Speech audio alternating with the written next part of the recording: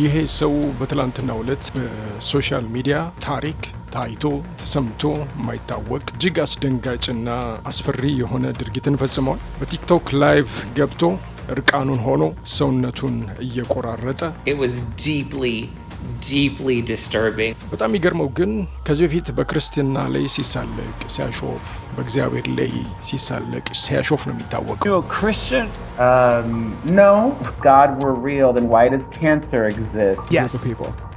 And I don't need to be redeemed. Welcome to Johnny TV, and let's dive in. ይሄ ሰው በትላንትናው ዕለት በሶሻል ሚዲያ ታሪክ ታይቶ ተሰምቶ የማይታወቅ እጅግ አስደንጋጭና አስፈሪ የሆነ ድርጊትን ፈጽሟል። He had a butcher knife. He was covered in blood. በቲክቶክ ላይቭ ገብቶ እርቃኑን ሆኖ ሰውነቱን እየቆራረጠ He was showing everything. It was deeply disturbing. ያገኘበትን ቦታ በቢላ ሰውነቱን እየቆራረጠ ራሱን እየሰደበ እየረገመ ለ12 ደቂቃ ያህል ቆይቷል። It was deeply unsettling. It was very uncomfortable. እሱ በቲክቶክ ላይ በነበረበት ወቅት No, Perez, no. ኢንቫይት ተደርገው የገቡ ሌሎች ገስቶች ሊያስቆሙት እየለመኑት አቁም እያሉት ተው እያሉት ሊሰማ አልቻለም። No. We need to call. Perez, why are you crashing out? No. ነገር ግን ራሱን እየቆራረጠ ሰውነቱ በሙሉ ደም በደም ሆኖ ለ12 ደቂቃ በቲክቶክ ላይቭ ቆይቷል። ነገር ግን ቪዲዮ ሪፖርት በመደረጉ ከ12 ደቂቃ በላይ መቆየት አልቻለም። ሰዎች ፖሊስ ጋር በተደጋጋሚ ደውለዋል። ህይወቱን ለማትረፍ ብዙ ጥረት ተደርጓል። የሚገርመው ግን ቲክቶክ ለ30 ደቂቃ ቪዲዮውን አላወረደውም ነበረ። በዛ 30 ደቂቃ ውስጥ ብዙ ሰዎች ያንን ቪዲዮ ተመልክተዋል። ቪዲዮ በጣም ያስፈራል። በተለይም ደም ሲያዩ የሚደነግጡ የሚፈሩ ሰዎች ቪዲዮ ለማየት ተቸግረው ነበር። በጣም የሚገርም ነው። ምናልባት ዘ ፓሽን ኦፍ ክራይስት ላይ ያለው ኢየሱስ ክርስቶስ በግርፋት ብዛት ሰውነቱ የቆሰለው አይነት ሁኔታ ነበር የሚመስለው። ሙሉ በሙሉ ሰውነቱ በደም ተለውሷል። እንደዛም ሆኖ እየቆራረጠ ነበር። ያገኘበትን ቦታ በቢላ እየቆራረጠ ነበርና በጣም የሚገርምና የሚያስደነግጥ ሁኔታ ነበር የተከሰተው። በዚህ የተነሳ ማህበራዊ ሚዲያ ሾክ አድርጎ ነበር። ብዙዎች ጉዳዩን መነጋገሪያ አድርገውት ነበር። በብዙ ቻናሎች ላይ ብዙ የሶሻል ሚዲያ አክቲቪስቶች ጉዳዩ እጅግ መነጋገሪያ ሆኗል። በዛሬው ቀን እንደዚህ ሰውዬ ጉዳይ ማህበራዊ ሚዲያን ያነጋገረ ጉዳይ አለ ለማለት ይከብዳል። በጣም የሚገርም ነው። ይህ ሰው ማን ነው ለምትሉ ግን ትንሽ መረጃ ለመስጠት ያህል ይህ ሰው You a Christian? No.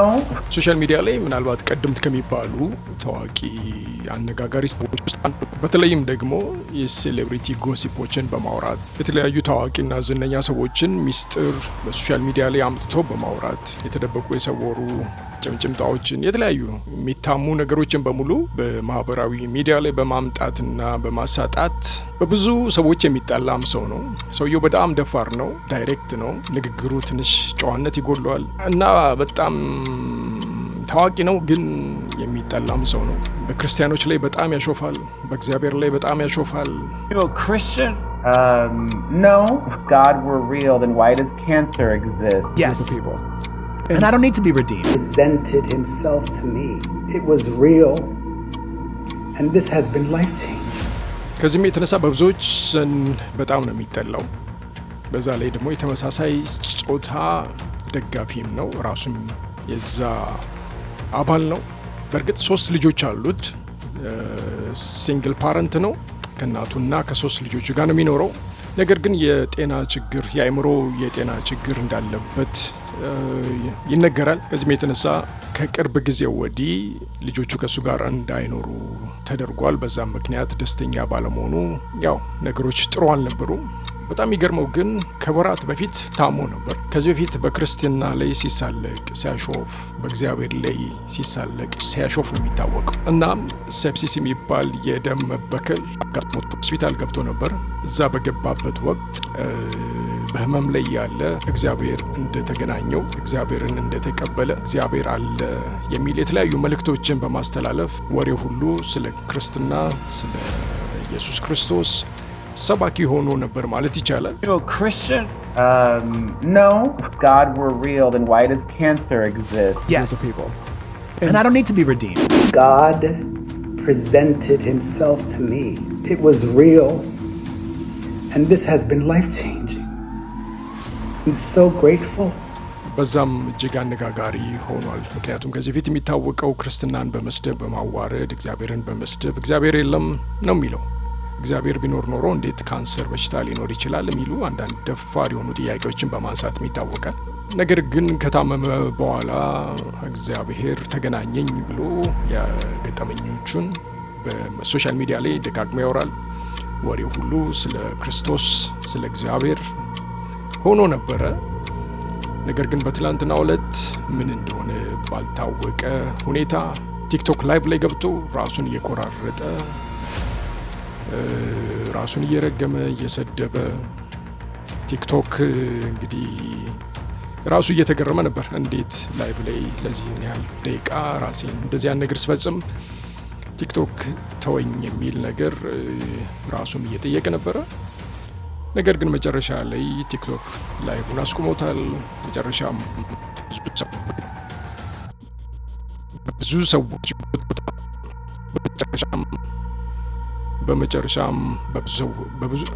በመጨረሻም በብዙ ሰዎች ጉትጎታ ፖሊስ በሚኖርበት አድራሻ ደርሶ ያው እንግዲህ ለማዳን ጥረት አድርገው መጨረሻ ሆስፒታል ገብቷል። አሁን በሆስፒታል ነው የሚገኘው። ያው ብዙዎች እንደሚሉት የአእምሮ ጤና ችግር ስላለበት ለዚህ እጅግ አስደንጋጭና አስፈሪ ድርጊት ለመፈጸም ዳርጎታል ነው የሚሉት። ለማንኛውም ከዚህ ሰው እንግዲህ ምንማረው ነገር ሰውየው በጣም ዝነኛ ነው። የገንዘብ ችግር ያለበት ሰው አይደለም። ነገር ግን የአእምሮን ጤና መጠበቅ፣ ስለ አእምሮም መጠንቀቅ በጣም ወሳኝ ነገር እንደሆነ ነው ምንማረው። አንዳንድ ጊዜ ለገንዘብ እንስገበገባለን፣ ለተለያዩ ነገሮች ራሳችንን እረፍት እናሳጣለን። ለአእምሮ ችግር የሚዳርጉ ነገሮችን ራሳችን ላይ እናመጣለን።